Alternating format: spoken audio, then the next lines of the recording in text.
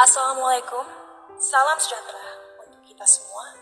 Om Swastiastu, Namo Buddhaya, salam kebajikan.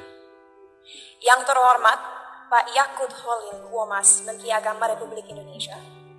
Yang terhormat Pak Nadiem Makarim, Menteri Pendidikan, Kebudayaan, Riset dan Teknologi Republik Indonesia. Yang terhormat Pak Muhammad Tito Karnavian, Menteri Dalam Negeri Republik Indonesia, yang hari ini diwakili oleh Dirjen Polpum Bapak Dr. Bahtiar Nasrusi Sains. Yang terhormat Pak Muhammad Ali Ramdhani, Dirjen Pendidikan Islam. Dan yang terhormat Pak Yandri Susanto, Ketua Komisi 8 DPR RI. Yang terhormat semua tamu yang saya banggakan. Sungguh sebuah kehormatan bagi saya diundang malam ini untuk mewakili generasi muda Indonesia dalam mengekspresikan opini kami mengenai moderasi beragama. Jujur, saya tidak tahu kenapa saya yang diundang malam ini untuk hadir di sini, tapi saya harap pidato yang saya buat tadi malam bisa menggerakkan hati para hadirin hari ini. Sebagai generasi Z dan milenial, kamilah generasi yang akan bertanggung jawab dalam beberapa tahun ke depan atas arah yang akan diambil negara ini untuk menjadi negara yang lebih maju, modern, sejahtera, dan tentunya terkemuka di mata dunia.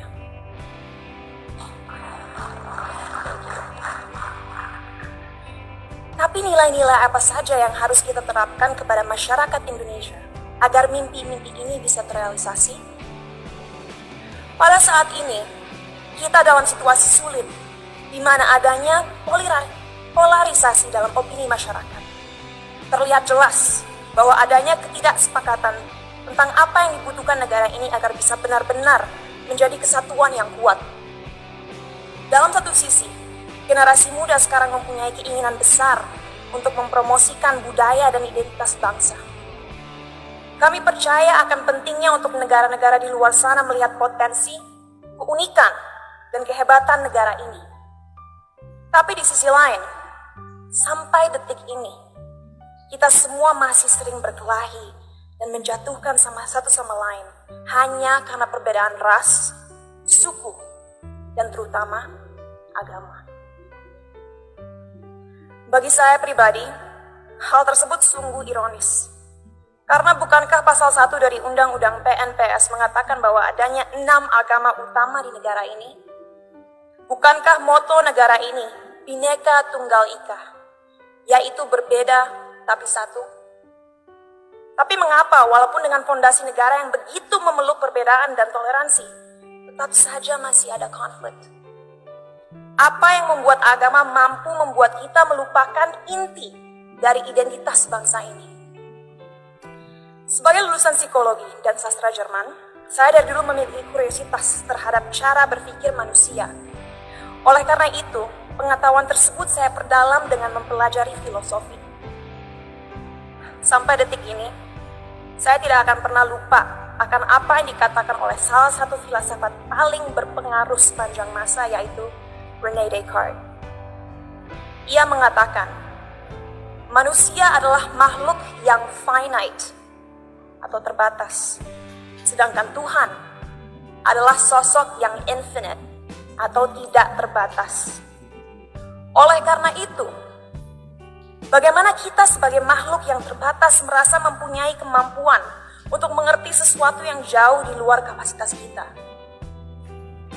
Bagaimana kita sebagai makhluk yang terbatas bisa memahami esensi dari sesuatu yang tidak terbatas?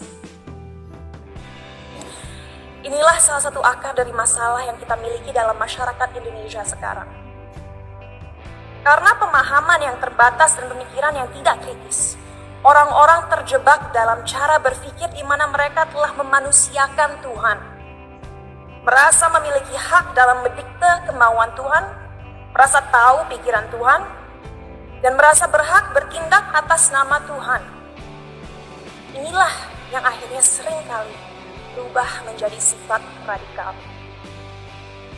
Dalam perbincangan saya beberapa waktu lalu dengan Habib Hussein Jafar, kami berdua sepakat bahwa bahaya yang masyarakat kita alami sekarang adalah mengatasnamakan Tuhan untuk kepentingan pribadi. Menyesatkan generasi penerus bangsa dengan prinsip hidup yang sebenarnya tidak ada dalam Holy Scriptures atau kitab suci agama.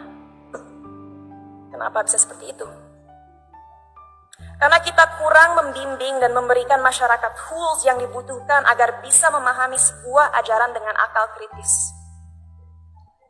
Sehingga mereka menjadi tersesat dalam cara berpikir mereka dan lupa akan pentingnya menyeimbangi segala ilmu yang dipelajari dan dimiliki dengan nilai-nilai yang ada dalam budaya, sains, ataupun aliran pemikiran lainnya. Saat saya masih bersekolah dulu, saya ingat sekali diharuskan untuk membaca kitab suci berbagai agama dari segi literatur dan juga filosofi. Sehingga saya diberikan kesempatan untuk bisa memahami keindahan setiap agama dan sadar bahwa pada akhirnya fungsi terbesar agama adalah satu, yaitu untuk membimbing kompas moral manusia, untuk mengingatkan manusia bahwa kita harus memperlakukan satu sama lain dengan hormat, bahwa kita harus bersyukur dan bahwa kita semua harus sadar bahwa waktu kita di dunia ini hanyalah singkat dan terbatas. Oleh karena itu, ingatlah untuk selalu menjadi seseorang yang rendah hati dan siap membantu satu sama lain. Jadi, apa yang harus dilakukan ke depannya agar bisa melawan segala kebohongan yang ada? Apa yang kita bisa lakukan untuk memberdayakan rakyat bangsa ini?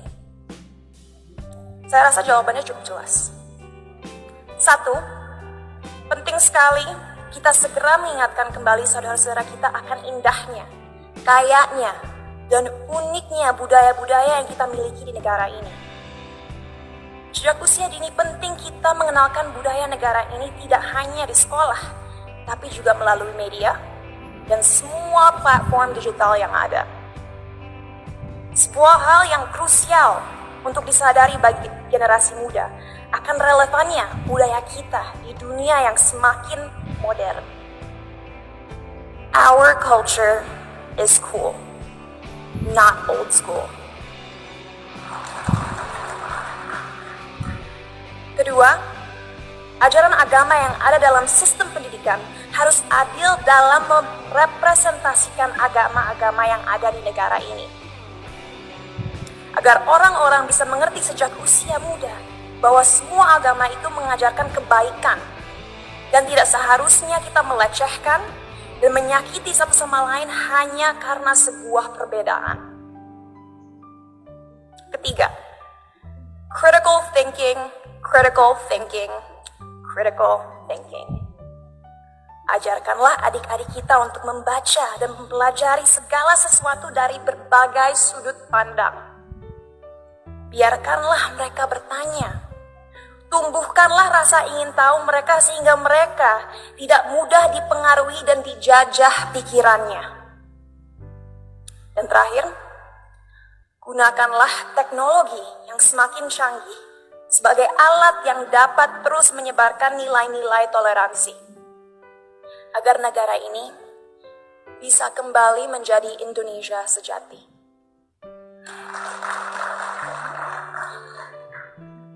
Sebagai penutup, saya ingin membacakan quote berikut. A people without knowledge of their past, origin, and culture is like a tree with no roots. Tanpa fondasi yang kuat, tidak akan ada bangsa yang bisa bertahan. Oleh karena itu, ayo kita bersama-sama menjelmakan lambang Garuda dimanapun kita berada. Mari kita taat dalam beragama agar menjadi manusia yang bermoral, tapi mari kita juga merangkul budaya Indonesia untuk membimbing identitas bangsa. Terima kasih, salam sejahtera bagi kita semua.